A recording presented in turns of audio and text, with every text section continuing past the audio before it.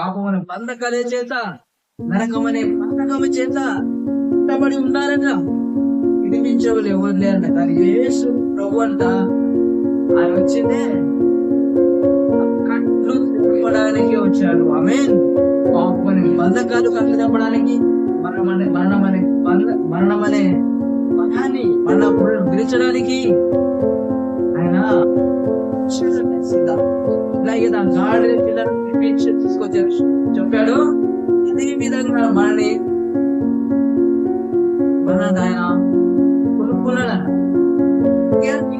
లోకంలో మనిషిని విడిపించే, మనిషిని రక్షించేవారు ఎవరు లేరు. ఎవరు ఉన్నారా?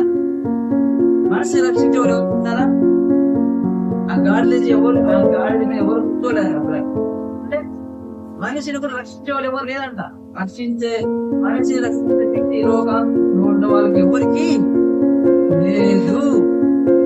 ఎందుకంటే మనిషిని రక్షించాలంటే ఏం చేయాలి? పాపానికి వెల చెల్లించాలి, దానికి క్రయ విమోచన అవ్వాలి.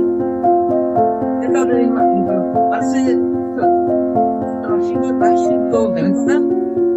రోజులో పడిన వ్యక్తి తనంగా రక్షించుకోగలుగుతాడా? రక్షించే వ్యక్తి కావాలా? ఆ రక్షించే వ్యక్తి